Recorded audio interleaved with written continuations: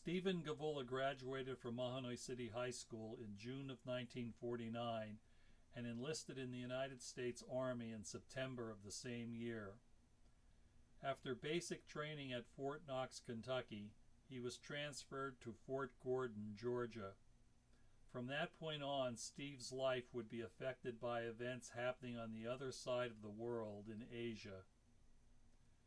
At the end of World War II, the Korean Peninsula had been retaken from the Japanese, who had control there since the early 1900s. The United States and Russia agreed to occupy Korea until such time that free elections could take place to determine Korea's future.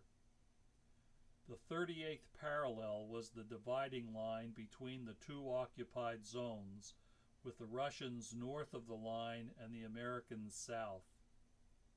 However, on June 25, 1950, North Korea crossed the 38th parallel and invaded South Korea.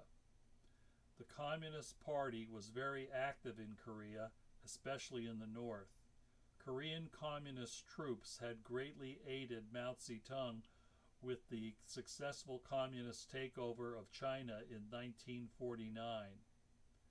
The United States, supported by United Nations forces from numerous countries, was determined to stop the spread of communism to South Korea.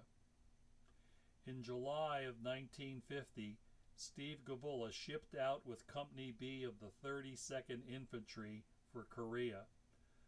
The North Korean invasion of the South was bolstered by the Chinese, who sent 200,000 troops into North Korea on October 19, 1950.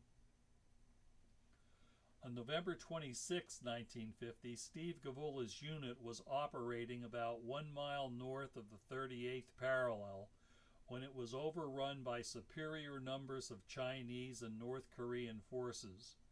Steve's foxhole was attacked and he was shot in the upper arm and shoulder 5 times. 3 bullets passed through and 2 remained. Steve was taken prisoner by the communists, and along the march to the first POW camp, the 2 bullets were removed without the benefit of hospitalization. Steve would remain a prisoner of war for almost 3 years in camps in Manchuria and North Korea. He lost over 60 pounds during that period and saw many of his fellow prisoners die from malnutrition, disease, and execution. On July 27, 1953, the United Nations signed the Korean Armistice Agreement and negotiations for prisoner exchanges began. In September of 1953, Steve's mother Mary and sister Anna traveled by train to San Francisco to meet the USS Black, which transported repatriated American POWs back to the United States from Korea.